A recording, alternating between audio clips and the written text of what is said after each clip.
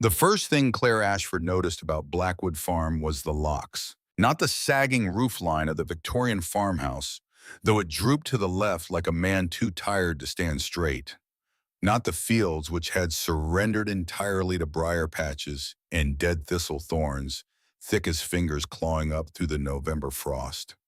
Not even the smell, that particular combination of mildew and cold ash and decades of sealed-off air that hit her the moment she stepped out of her Honda Civic and breathed in the property that was now somehow hers. The locks. Every door on the property, from the farmhouse front entrance to the rotting garden shed 60 feet from the main structure, was secured with a Medico Series 3 deadbolt. Chrome and precise, each one caught the pale afternoon light like a small, arrogant announcement. Claire knew what those locks cost because she had priced them once when she was outfitting her bakery on North Clark Street in Chicago. $420 per unit minimum. She had laughed at the price tag and bought something cheaper. Edmund Blackwood had not bought something cheaper. Edmund Blackwood, who had lived without functional indoor plumbing for the last 11 years of his life, who had heated a single room with a wood stove while the rest of the Victorian house rotted around him, who had died in a narrow iron bed with a cracked ceiling above him and newspapers stacked to his shoulders on either side, had installed $400 locks on every door he owned. Claire stood in the frozen November mud and stared at the lock on the garden shed for a long time. Then she reached into her jacket pocket and unfolded the small square of paper that attorney Graham Wells had tucked into the envelope along with the keys. The handwriting was Edmund's, unmistakably, the letters jagged and pressing hard into the page, the way very old men write when their hands have forgotten how to be gentle. Don't sell before you look carefully at the floor of the old storage barn. That was all. No explanation, no follow-up. Just that single instruction, delivered from beyond the grave by a man who had always preferred to be cryptic when he could have been clear. Claire folded the note back into her pocket, picked up her duffel bag, and walked toward the farmhouse. She had been back in Harlow County for 3 days. Before that, she had been in Chicago, sitting across from a bankruptcy attorney who smelled of microwave coffee and quiet disappointment, signing her name to the end of everything she had built over 4 years. The bakery on North Clark Street was gone. The lease was gone. The equipment had been sold at auction for 60 cents on the dollar. What remained was $60,000 in business loan debt that would follow her for years, and a credit score that looked like something had taken a hammer to it. She had driven to the reading of Edmund's will on $40 of gas money, and the vague, shameful hope that a man she had genuinely loved might have left her something useful. The office of attorney Graham Wells occupied the second floor of a building in Harlow that also contained a tax preparation service and a dentist's office. Wells himself was a lean, careful man in his early 60s, the kind of lawyer who had spent decades in estate law and had developed the professional skill of delivering catastrophic news in a tone so neutral it took a moment to register. Sitting across the conference table from Claire were her Aunt Margaret Harlow and Margaret's son Victor. Margaret was wearing cashmere, a shade of deep burgundy that looked expensive even in the flat fluorescent light of the conference room. Victor was wearing a suit that cost more than Claire's monthly rent had been, and he checked his watch with the rhythmic persistence of a man who has decided that demonstrating his own importance is worth the social cost. Neither of them had visited Edmund in the last 4 years. Claire knew this because she had visited 3 times, driving up from Chicago on weekends she couldn't afford to lose from the bakery. She had sat on the porch with Edmund in the summer heat and listened to him talk about his father, about the land, about things she had not fully understood at the time. She had brought him books and good bread and once, memorably, a jar of good Kentucky bourbon that he had accepted without comment and placed on a shelf where she could see it, but he never opened it in front of her. None of that had felt like an investment.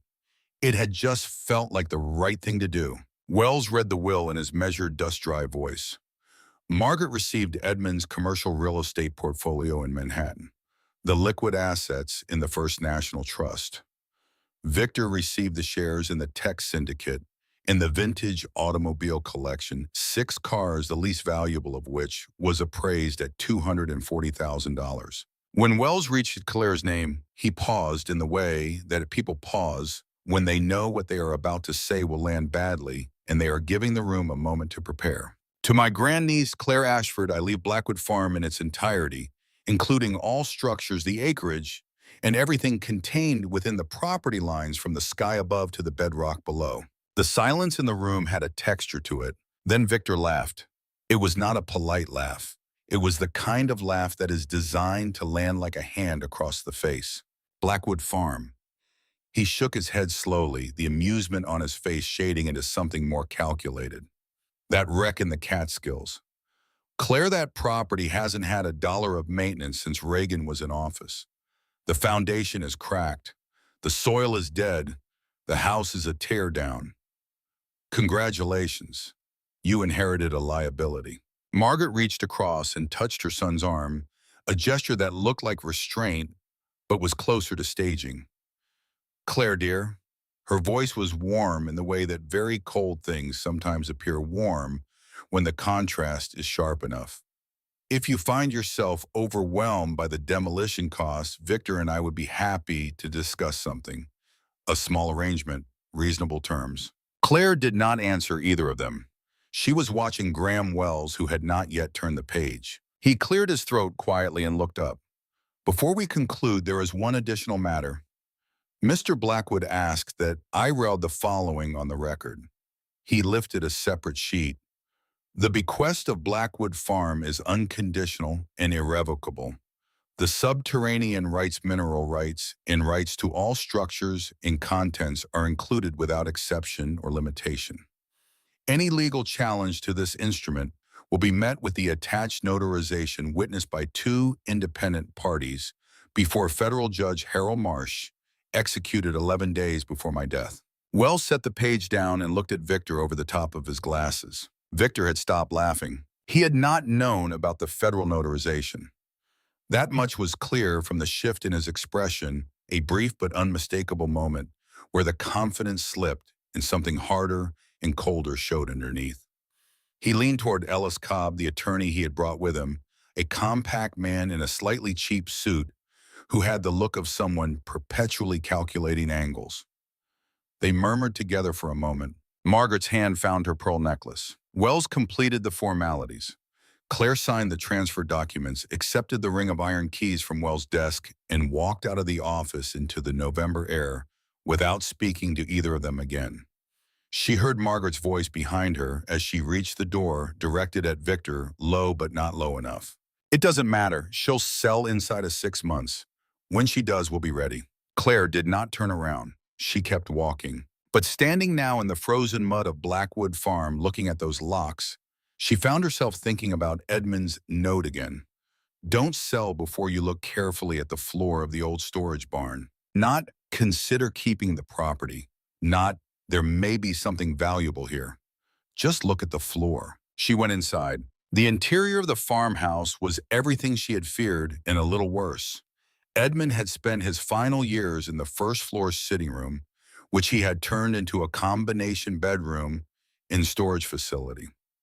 The rest of the house had been left to the particular slow violence of a New England winter repeated over many decades.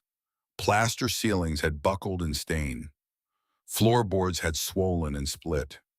In the hallway near the kitchen, a section of wall had gone soft with water infiltration, the plaster crumbling to reveal the lath beneath, and through the lath, Claire could see pale winter light from outside. The house breathed cold air through its walls like an old man with a bad chest. She set her duffel down on the cleanest spot she could find and spent the first night in a sleeping bag on the sitting room floor, listening to the house settle and groan around her. Her camping lantern throwing orange shadows up the walls, her phone charging from the one outlet she had confirmed still worked. She did not sleep well, but she did not leave. In the morning, she walked the property. The barn stood about 90 feet behind the main house, separated by what had once been a kitchen garden, and was now an impenetrable tangle of dead growth. It was older than the house by at least 30 years, built from stone and heavy timber in the late 19th century.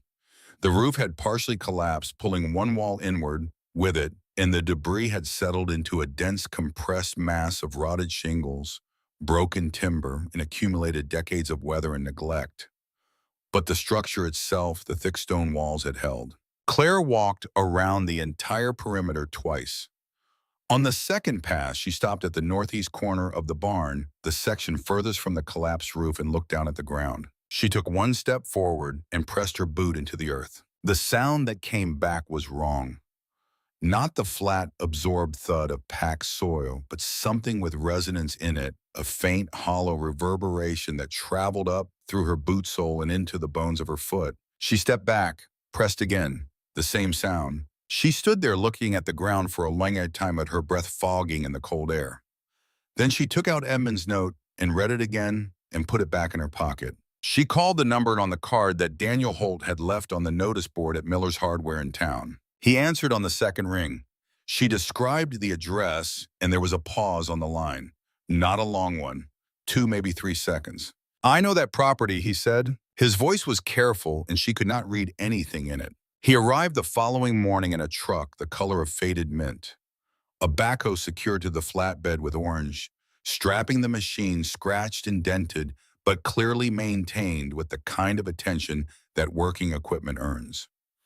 Daniel Holt himself was a broad-shouldered man in his middle 30s, not tall but solid, in a way that suggested he had been doing physical work his entire adult life and had never considered stopping.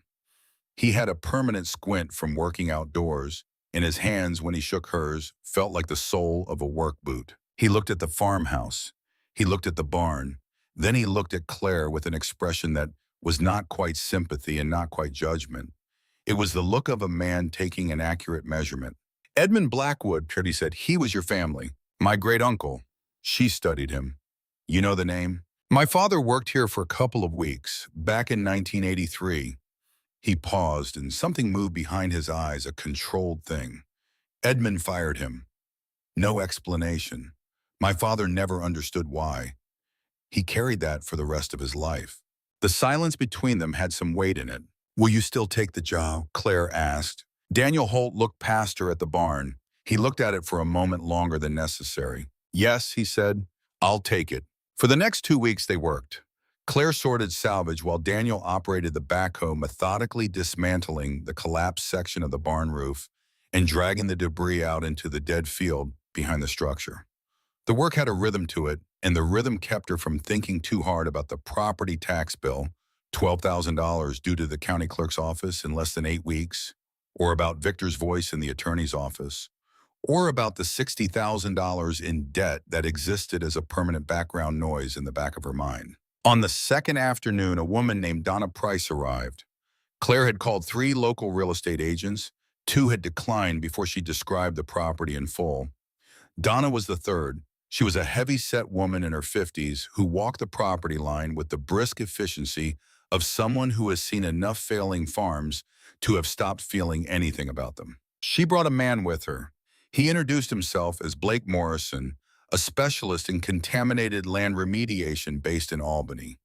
He had a clean haircut and a business card with an embossed logo, and he did not look at the house when he got out of the car.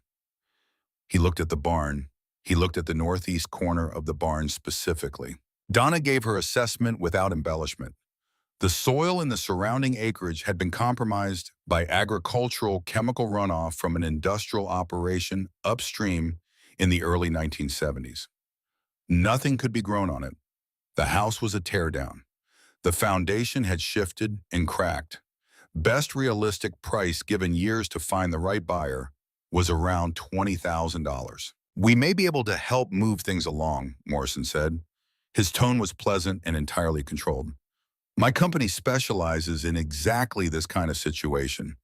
We could take the property off your hands immediately, absorb the tax liability. You'd walk away clean." "How much?" Claire asked. $18,000, given the remediation costs we'd be assuming. Claire looked at him. He was still not looking at the barn. He was looking at her. "You said this was your first time on the property," she said. "That's right. But you came directly to the barn when you got out of the car, before you looked at anything else." Morrison's pleasant expression did not change. It was the smoothness of it that told her something. "Just taking in the overall layout," he said. Claire thanked them both for their time and declined the offer. After Donna's car disappeared down the mountain road, Claire walked to the northeast corner of the barn and looked at the ground. Then she looked at the area around it. In the dead grass, pressing close to the stone foundation, she found something that made her go still. Footprints. Several sets from multiple visits, judging by the different depths and the degree to which some had been pressed down by weather. Someone had stood here in this exact spot for an extended period. The marks were not from today. The edges had softened with cold and partial frost, suggesting they were at minimum several days old. Some were older than that. Morrison had been here before, and he had not come alone. Claire went back into the farmhouse and opened the bottom drawer of the desk in Edmund's sitting room, the one she had not yet cleared. Under a sheaf of utility bills from 1994 and a single expired coupon for a hardware store that had closed before she was born, she found a photograph. Black and white printed on the thick paper stock of the early 1930s. Two figures stood in front of a building with red brick walls and large wooden doors. The taller figure was a man in his 40s, broad through the shoulder, wearing work clothes, and looking at the camera with an expression of restrained pride. The shorter figure was a boy of perhaps 8 years old, dark-haired, serious-faced, standing close to the man, but not quite touching him. Claire turned the photograph over. The handwriting on the back was faded, and she had to tilt it toward the window light. Henry and Me, 1931, before they came. She looked at the building in the background. The red brick, the large wooden doors. Her eyes went to the window. She looked out at the barn. It was the barn. The photograph had been taken in front of the barn, 40 feet closer than it stood now, before whatever element of the structure had once been there was built or attached. The boy in the photograph was Edmund, which meant the man was Henry Blackwood, Edmund's father. And the line on the back, before they came. Before who came? She was still holding the photograph when Daniel knocked on the door frame the following morning to tell her the backhoe had a problem in the northeast corner of the barn. The machine had hit something. The teeth of the bucket had sheared against it with a sound he described as metal on metal. He was calm when he said it.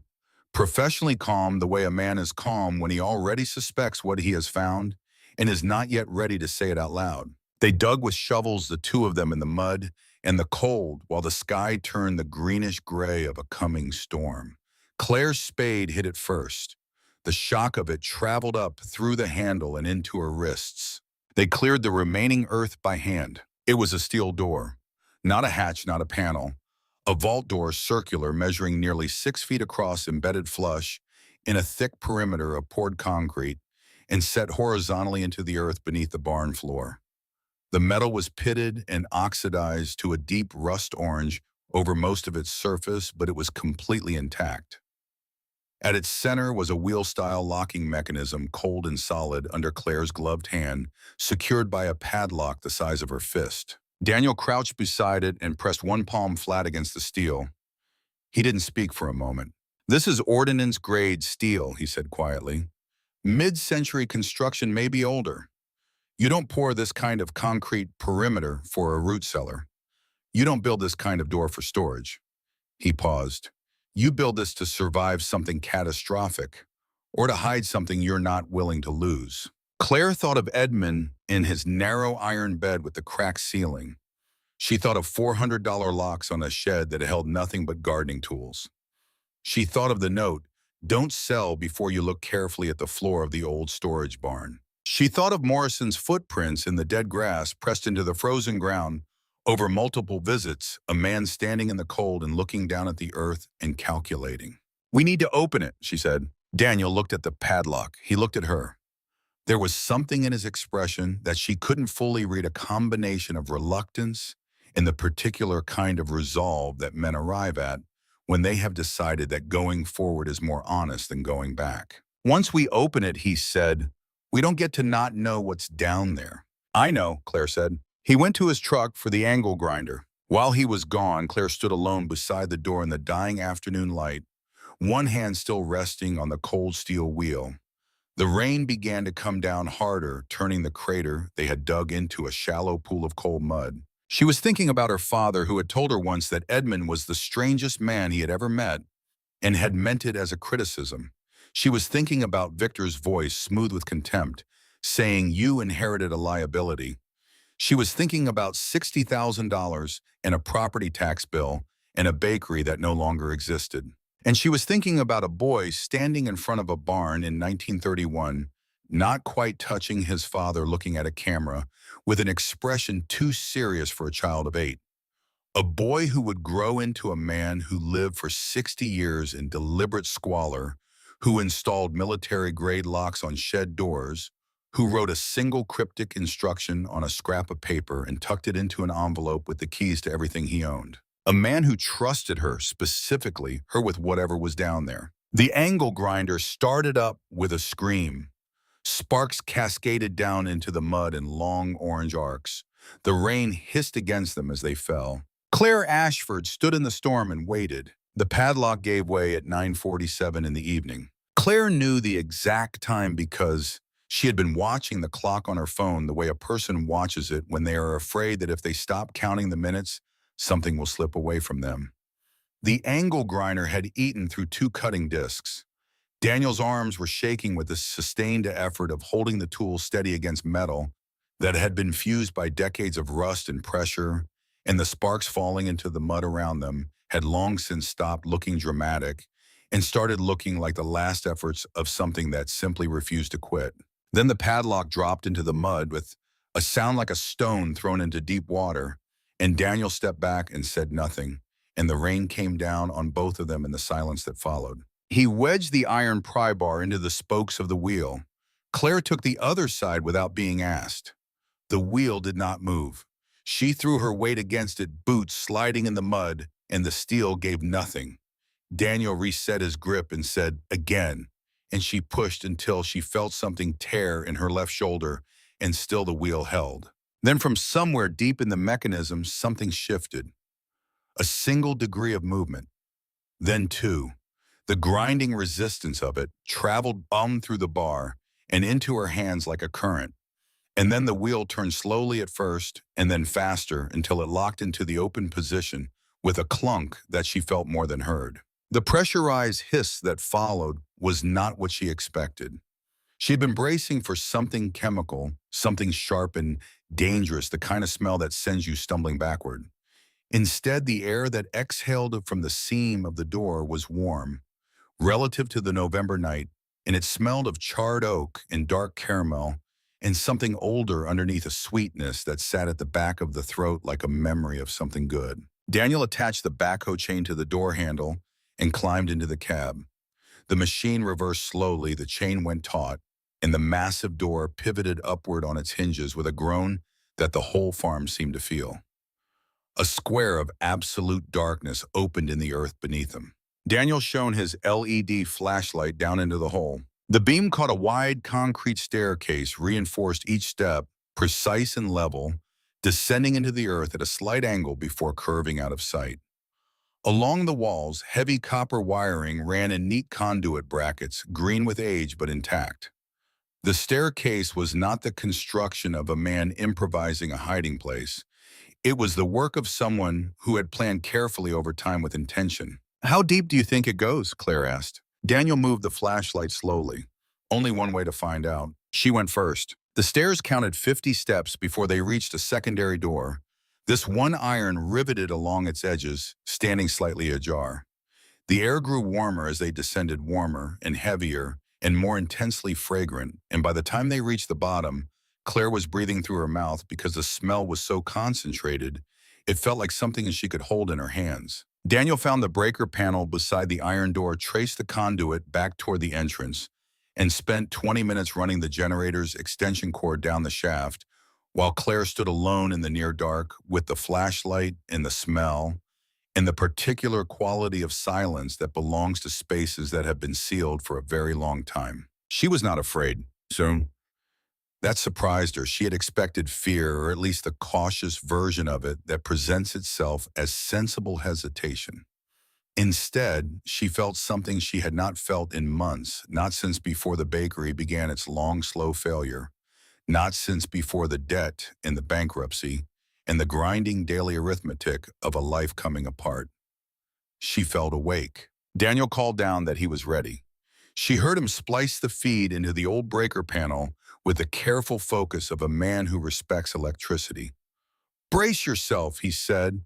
Then he threw the lever. The lights came on row by row. They were industrial Edison bulbs.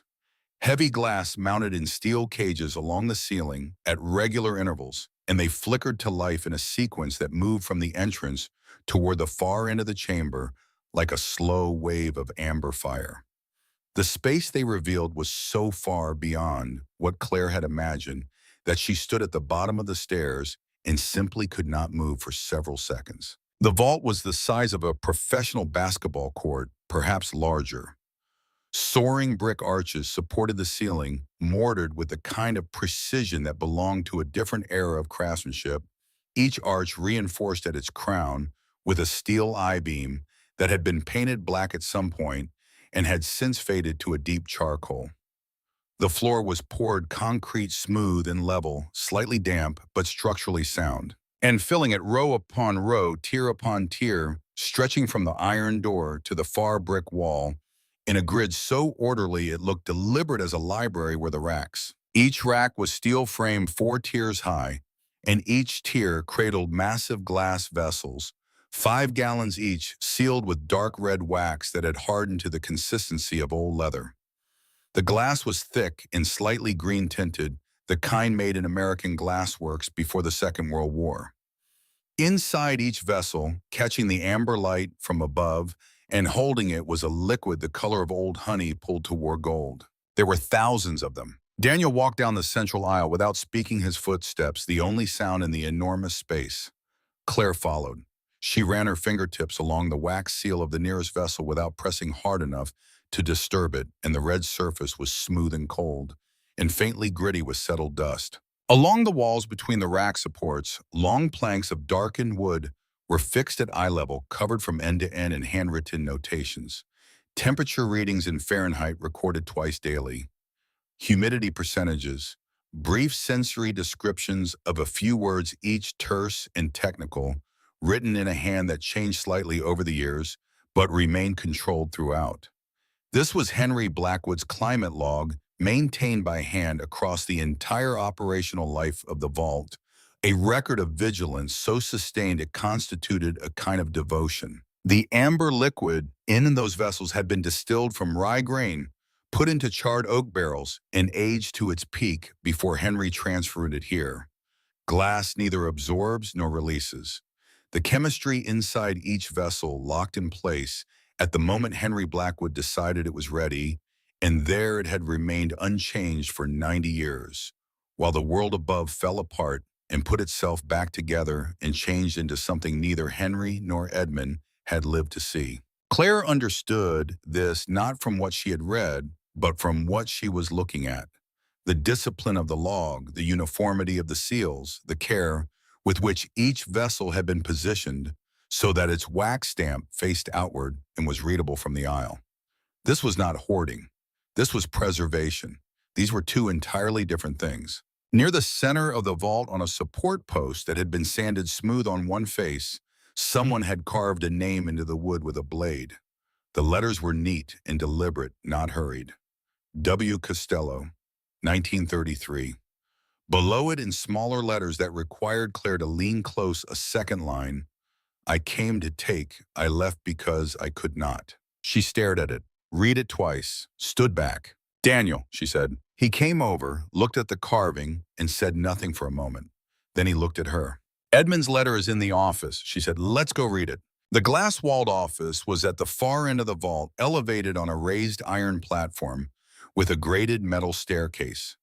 Inside, preserved by the same controlled conditions that had kept the whiskey intact, were a mahogany desk, 2 green glass banker's lamps, a disconnected rotary telephone, and in the corner a Mosler safe, its heavy door standing open and empty. On the leather desk blotter, weighted by a smooth river stone, was a thick leather-bound ledger. Resting on top of the ledger was an envelope sealed with dark wax, addressed in Edmund's handwriting, "To the one who digs." Claire broke the seal and unfolded the pages inside. Edmund's handwriting was the same as on the note she had found at the farm, jagged and pressured, a man writing with urgency even in the apparent calm of composition.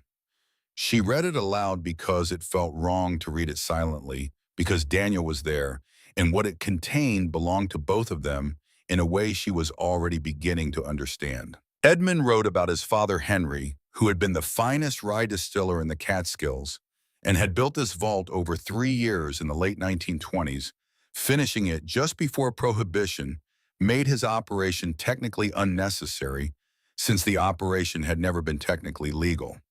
He wrote about the Costello Syndicate, which had provided capital in the early years and distribution into New York, and about the dissolution of that partnership in 1933, when Prohibition ended and the whiskey became legal property and therefore worth fighting over. He wrote about his father's death, the cut brake line, the road down the mountain. He had been 18 years old. And then there was a passage that changed the shape of everything that came before it. In 1978, a man came to Blackwood Farm. He said he was a local historian with an interest in Prohibition-era distilling operations in the Catskills. He asked about my father. I told him nothing and asked him to leave. In 1983, his son came. Same name, Morrison. The son was more careful, more patient. He spent time in town. He spoke to my hired man, the carpenter, a Mr. Holt. I do not believe Holt was disloyal deliberately, but I saw them talking near the barn, and I could not afford the distinction between deliberate and accidental. I let Holt go without explanation. The Morrisons are not historians. They are the inheritors of the Costello operation, or what remained of it after the syndicate collapsed. They have not forgotten what their family once claimed a share of, and they have never stopped looking. Claire stopped reading. She looked up at Daniel. He was very still. His jaw had the particular set of a man absorbing something that reorders what he thought he knew. Your father wasn't let go because of anything he did, Claire said.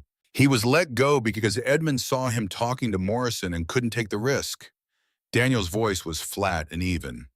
My father thought he had failed at something. He thought Edmund had seen something wrong in him.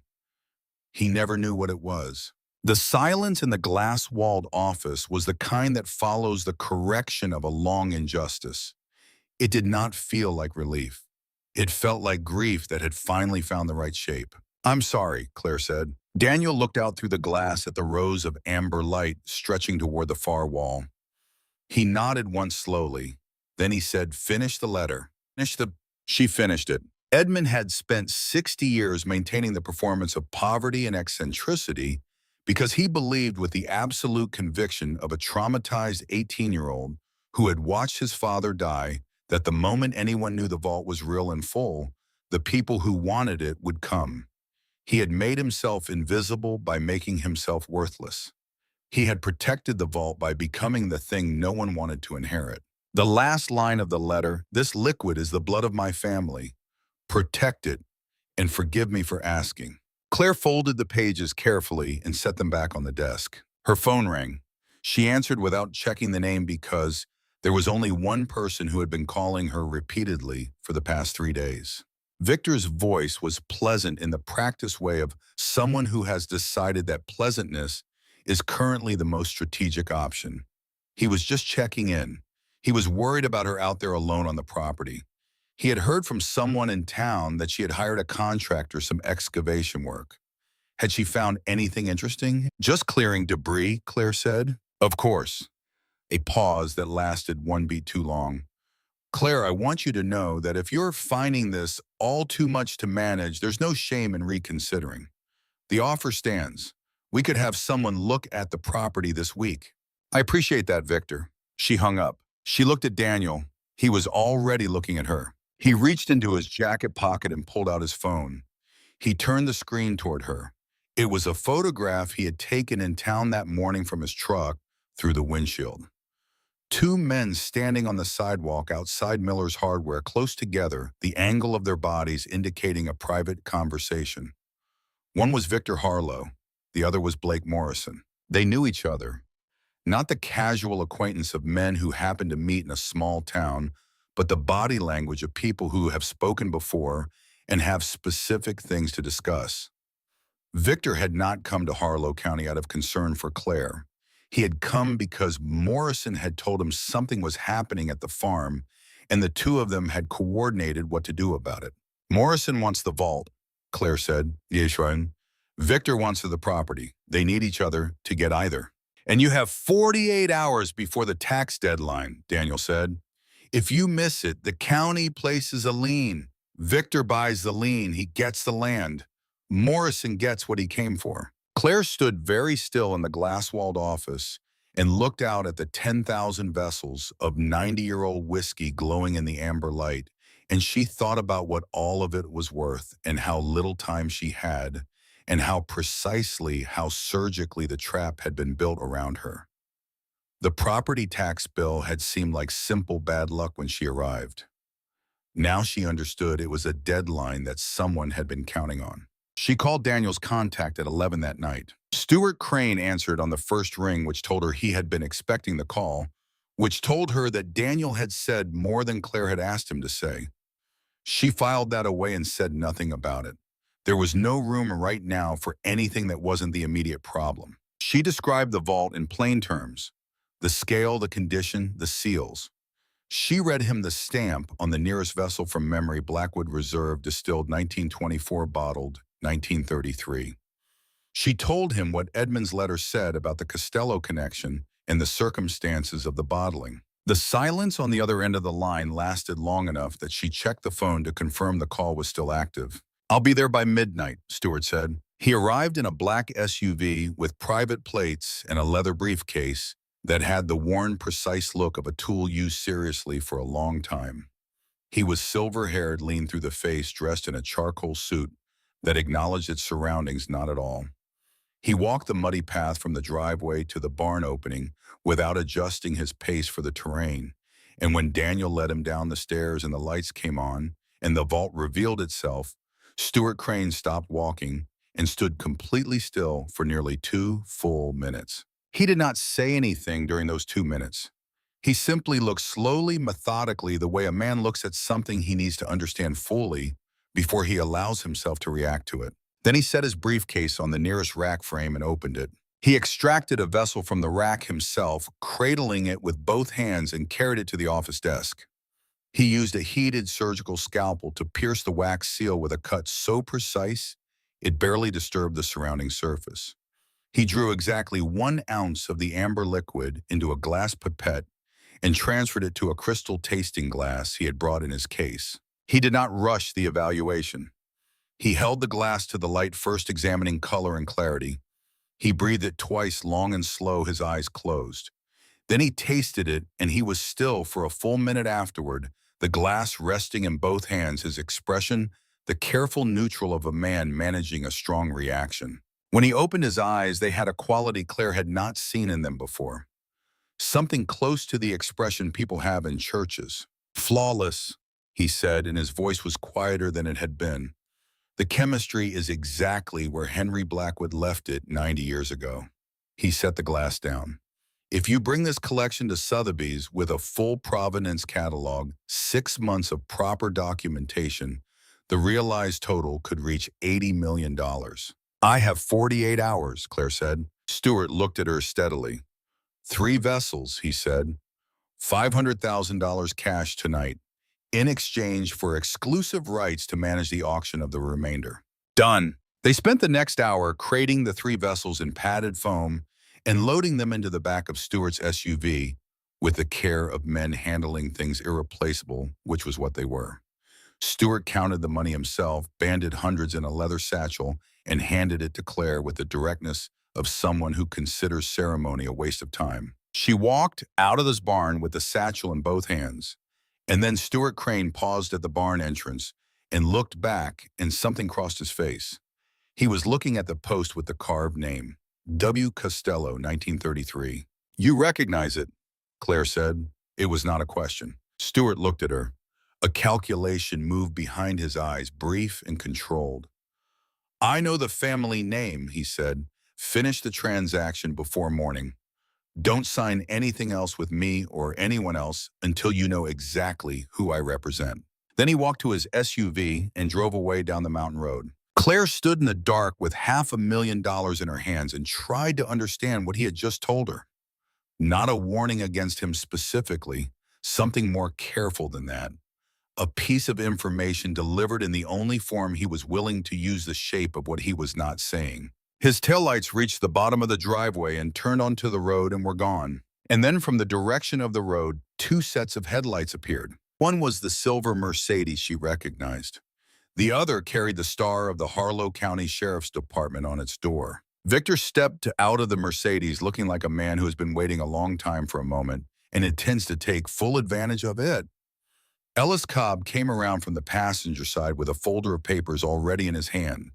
Sheriff Roy Cafferty got out of the cruiser slowly, his hand on his hat brim, his expression carrying the particular discomfort of a man who has been asked to do something he is not entirely sure is right. Victor looked at the satchel in Claire's hands. He looked at the tire tracks from Stewart's SUV in the mud. He smiled.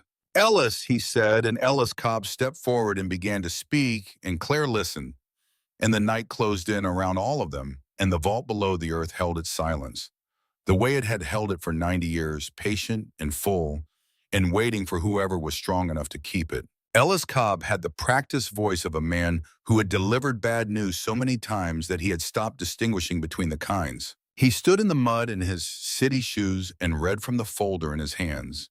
And what he read was this, that Morrison Environmental LLC had filed an emergency environmental injunction with the county court at 11:47 that evening, citing Blackwood Farm as falling within the buffer zone of a federally monitored remediation project.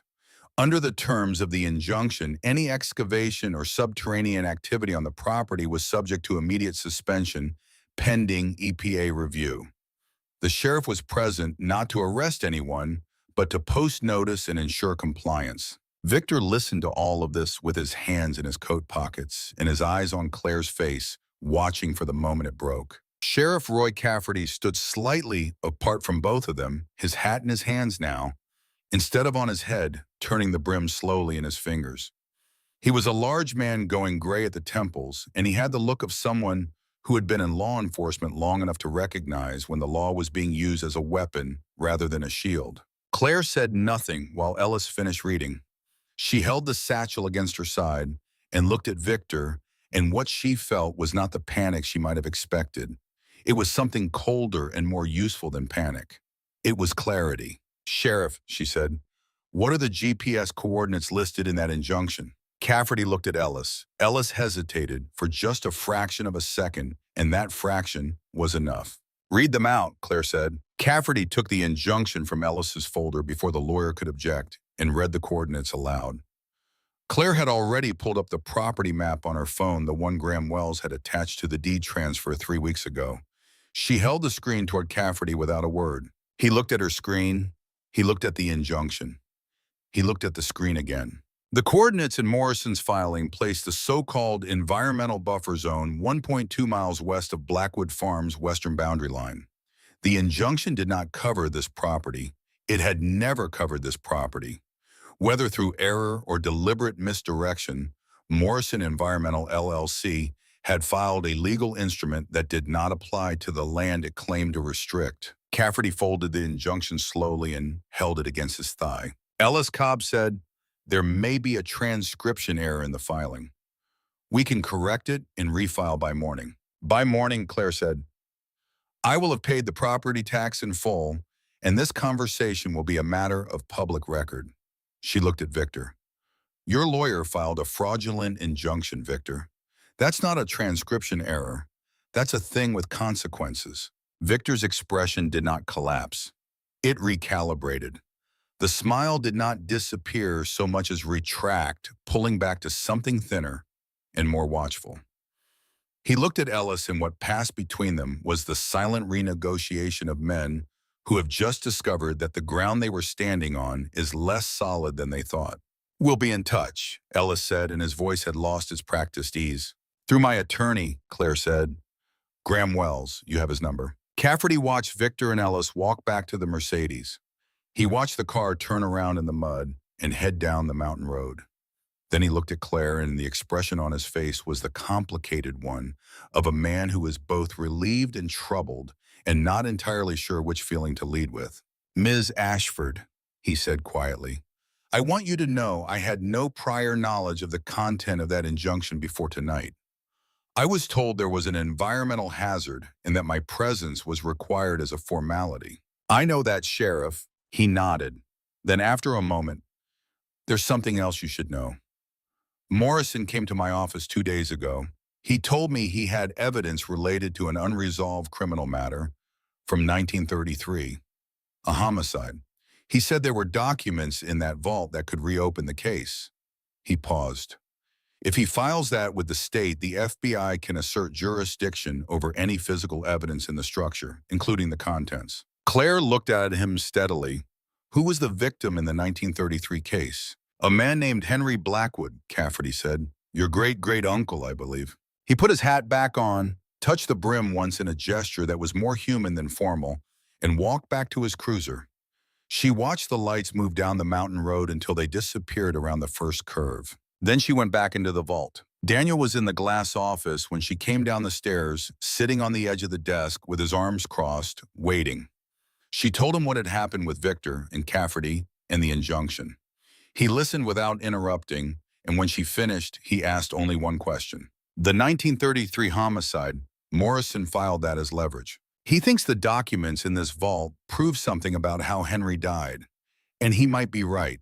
She moved to the desk and picked up Edmund's letter again, not to read it, but to hold it to think through it from the outside.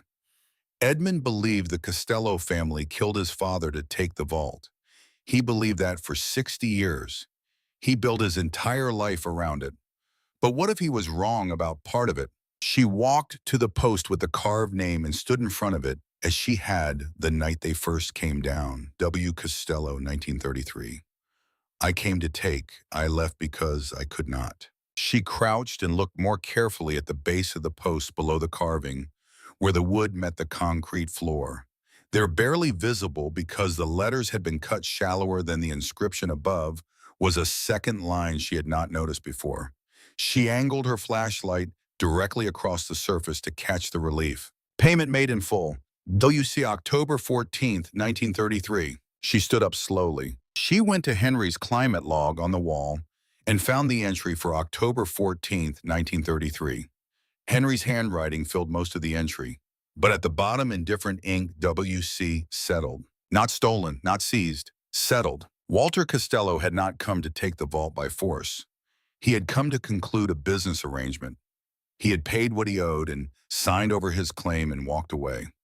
He had carved his name on that post not as a territorial marker, but as a receipt, as a record that he had been here and had done the right thing. Whatever had killed Henry Blackwood, it was not Walter Costello. She called Morrison at 6 in the morning. He answered without greeting, which meant he had been awake, which meant he had been expecting either her call or word from Victor and did not know yet which one he was getting. I need to meet with you, Claire said, not as adversaries, as people who want the same thing. A silence. Then what thing is that? The truth about what happened in October 1933. They met at the only diner in Harlow at 8 o'clock. A narrow room with 4 booths and a counter, and a woman named Pat who refilled coffee without being asked and had the gift of knowing when not to linger. Claire came with her phone and the photograph she had taken of Henry's climate log. Daniel drove her but did not come inside. He sat in the truck in the parking lot and left the engine running against the cold. Morrison was already in the back booth.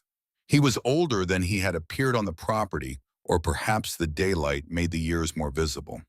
He had the careful posture of a man who has spent a long time being watchful, and his hands around his coffee cup were the hands of someone who had been carrying something heavy for a very long time. Claire sat down across from him and put her phone on the table face up with the photograph of Henry's log entry for October 14th already on the screen. Morrison looked at it.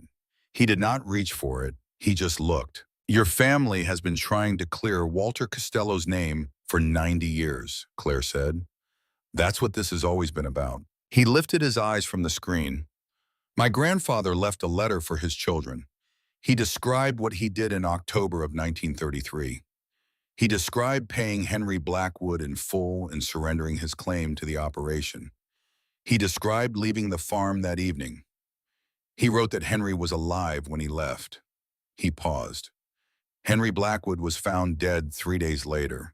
His brake line had been cut, and everyone in the county knew that the Costellos had wanted the distillery. The assumption was immediate, and it stuck. My family has lived under that assumption for 3 generations. Who did it? Claire asked. We believe it was a man named Garrett Foss. He worked for the syndicate's distribution network out of New York, not for my grandfather. He had his own reasons for wanting the operation to collapse.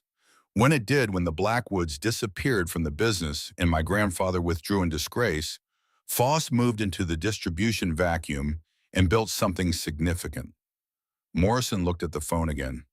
We have a letter from Foss to a business associate dated November 1933 that references obliquely the removal of an obstacle in the Catskills.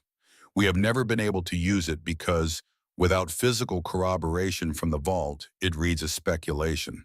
Claire reached into her jacket and placed a folded sheet on the table. It was a photocopy she had made that morning of the relevant pages from Henry's log, including the October 14th entry. Morrison looked at it for a long time. This is physical corroboration, he said. In Henry Blackwood's own hand, payment received transaction concluded. Walter Costello was not present when Henry died. My attorney can prepare an affidavit attesting to the provenance and condition of the log, Claire said. The original is in the vault, undisturbed, part of the property's documented contents. It's admissible. Morrison picked up the photocopy and held it carefully, the way people hold things they have been waiting for without knowing whether the waiting would ever end. I have something for you as well, he said. From the inside pocket of his coat, he produced an envelope, the paper brown and brittle with age, sealed inside a clear archival sleeve. He laid it on the table between them. This is the original partnership agreement between Henry Blackwood and Walter Costello, executed in 1924, witnessed and notarized. It documents my grandfather's financial contribution to the construction of the vault and his proportional stake in the operation. It also includes a handwritten rider signed by both parties dated October 1933, confirming the dissolution of the partnership and the full transfer of Walter's interest to Henry in exchange for a settled payment. He met her eyes. My grandfather kept this his entire life. He gave it to my father. My father gave it to me. We have been waiting for someone to open that vault and be willing to listen. Claire looked at the document inside its protective sleeve. Then she looked at Morrison. You weren't trying to take the vault, she said.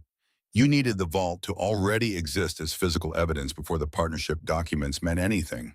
An agreement between two men that refers to a distillery operation is worthless if the distillery cannot be proven to have existed, Morrison said. Your great-uncle sealed that evidence underground and never told anyone. As long as the vault stayed closed, my family had a story but no proof. And without proof, the name Costello in the Catskills meant only one thing. He slid the archival sleeve across the table toward her. Keep this, he said. It belongs in the vault's provenance record. It's part of the complete story. Claire picked it up carefully. There's a condition I've already attached to the auction of the collection, she said. Every bottle carries the founding names, Henry Blackwood and Walter Costello, 1924. Both names, that doesn't change. Morrison was quiet for a moment. Something shifted in his face, not dramatically, not with the release that cinema would have required. Just a quiet settling, like a house finding its level after a long time under uneven pressure. That, he said, is the only thing I ever actually wanted. She called Graham Wells from the parking lot. She told him about the injunction coordinates, about Morrison's cooperation about the partnership documents. Wells listened in the efficient note-taking way of a man who will sleep less tonight because there is work to do and who considers that a satisfactory trade. The injunction is dead, Wells confirmed. I've already filed the coordinates discrepancy with the county. Morrison Environmental's filing will be formally dismissed by noon. As for Victor's threatened challenge without the environmental angle, he has nothing. The will is notarized before a federal judge. The subterranean rights clause is explicit. There is no legal mechanism remaining through which he can contest your ownership. What about the 1933 homicide investigation Morrison mentioned to the sheriff? A cold case that predates any statute of federal jurisdiction over physical evidence is not a mechanism for seizure, Wells said. It's a red herring and a weak one. Morrison won't pursue it now, and without him, Victor has no standing to raise it. He paused. Claire, you're clear. She stood in the parking lot and let that settle. She was clear. The farm was hers, uncontested solvent. The tax paid, the legal threats dissolved. Beneath the frozen ground of Blackwood Farm lay a collection worth more money than she had been able to imagine 3 weeks ago, when she was sleeping on the floor in a camping bag and crying into her hands from pure exhausted defeat. She was clear, and the thing she felt was not triumph. It was something quieter and more durable. The feeling of having done what was asked of her by someone who could no longer ask. Daniel was leaning against the truck when she came out of the diner. He raised his eyebrows, which was his version of a question. "It's done," she said. He nodded once. Then he opened the passenger door, which he had not done before, and she understood it was not a small gesture. Stuart Crane called that afternoon. He had been on the phone with collectors in London and Tokyo since he landed at JFK and had not slept. He acknowledged with the directness of a man who respects the people he works with, some explaining to do. The syndicate I represent includes 2 collectors whose families have historical connections to the American spirits industry in the 1920s and 1930s, he said. I became aware of the Blackwood Reserve as a theoretical entity through Provenance research several years ago. When Daniel Holt reached out to me, I understood immediately what had likely been found. "You knew about the Costello connection," Claire said. It was not an accusation, it was an accounting. "I knew there were competing claims in the history. I should have disclosed that before the transaction rather than after." A pause. "The collectors I represent want the collection to reach the market with a complete and accurate provenance. Incomplete history devalues rare whiskey the same way it devalues art. The full story, including Walter Costello's role in the corrected historical record, makes the Blackwood Reserve more valuable, not less." "Both names on every bottle," Claire said. "Non-negotiable." "Already into the marketing brief," Stuart said. "Henry Blackwood and Walter Costello, founding partners, 1924. It's the most compelling origin story in American spirits history. The collectors will pay accordingly." The number he gave her was not 80 million. It was higher. The partnership documents, the climate logs, the carved inscription, the corrected historical record of Walter Costello's innocence, the unbroken seal count of more than 10,000 vessels, the extraordinary condition of the liquid. Each element added to the provenance and provenance in the rare spirits market is not a footnote. It is the architecture of value. Victor made one final attempt. 2 weeks after the property tax was paid and the injunction dismissed, Wells received a civil filing from Ellis Cobb, alleging that Edmund had exercised undue emotional influence over Claire to secure her as his heir, and that the distribution of the estate constituted a breach of his fiduciary obligations to his surviving family members. Wells called Claire to tell her about it the same way a doctor calls to report a minor lab result that requires no treatment but is worth noting. "It will be dismissed," he said. "It is frankly the most transparent piece of spite litigation I have seen in 30 years of estate law. But I wanted you to know." "How long before it's dismissed?" 3 weeks, perhaps 4. It cost Victor money to file it and nothing to defend against it. 3 weeks, and 4 days later, it was dismissed. It was the last document in any legal proceeding that bore Victor Harlow's name in connection with Blackwood Farm or its contents. Margaret sent a card, a sympathy card which was either a profound misunderstanding of the situation or a deliberate irony. Claire read it once, set it on the kitchen counter, and did not respond. The restoration of the Victorian farmhouse took 14 months. Claire hired Dr. Patricia Osei, a structural engineer with a reputation across upstate New York for saving buildings that others had given up on. She walked the property on her first day and said with the calm authority of hard experience, "The bones are good. Everything else is just time and money." The house was straightened, stabilized, and refinished, and when the layers of old paint came off the front facade, the original color emerged beneath a deep slate blue that no one had seen for 40 years. Daniel Holt managed the physical restoration of the vault with the same focused attention he had brought to the initial excavation. New climate control was installed with modern precision while preserving the brick and iron architecture Henry had built. A custom security system replaced Edmund's improvised locks, though Claire kept one of the original Medeco deadbolts and installed it on the door to the glass-walled office because she thought Edmund would have appreciated the continuity. She offered Daniel a formal role. He accepted the work without the title, which suited both of them. The Blackwood Reserve launched at a private event in New York in the spring.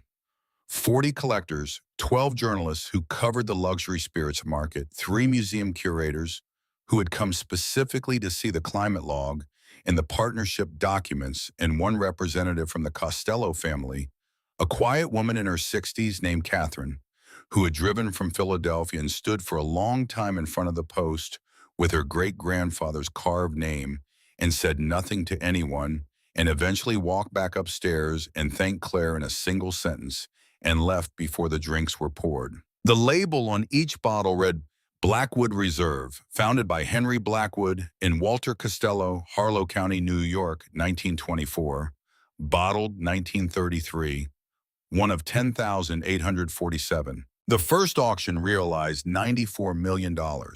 After Stewart's commission, after Wells's legal fees, after the restoration costs and the back taxes and the $60,000 in bakery debt that had followed Claire from Chicago, like a shadow that couldn't find the door, what remained was a number large enough to be abstract. But it was not the number that stayed with her. On the evening before the first public auction, Claire went down into the vault alone. She carried a single flashlight and did not turn on the overhead lights. She walked the central aisle slowly, the beam moving across the racks, catching the red wax seals, the brass stamps, the glass faces of the vessels that had waited longer than she had been alive. She stopped at the post. She stood in front of the carved name and read it one more time, as she had read it a dozen times since the night they first came down. W. Costello, 1933. I came to take. I left because I could not. Payment made in full. She thought about Walter Costello standing in this exact spot 90 years ago, writing those words, knowing that Henry Blackwood was alive above him, and the agreement was settled, and the partnership was clean and done. Writing it not for anyone who might come later, not strategically, but because it was true, and he needed to say it somewhere that would last. She thought about Edmund, 18 years old, watching his father's funeral with the absolute conviction that the name Costello meant murder, and building 60 years of isolation around that conviction. Living in cold and filth and deliberate invisibility to protect something from an enemy who had not been an enemy, at least not the specific enemy Edmund had believed in. She thought about the waste of it, the long, unnecessary, self-imposed imprisonment of a man who had been protecting the right thing for the wrong reason. And then she thought about the other side of it, that Edmund's protection had worked, that the vault was intact, that the whiskey was flawless, that the truth of Walter Costello's innocence had survived because the physical evidence Edmund had sealed underground had survived. And the evidence had survived because Edmund had been willing to sacrifice comfort and companionship and the ordinary texture of a life to keep it safe. The waste and the devotion were the same thing. You could not separate them. She understood now why Edmund had chosen her, not because she was shrewd or financially capable, not because she would know what to do with what she found. She would not have known. She had not known.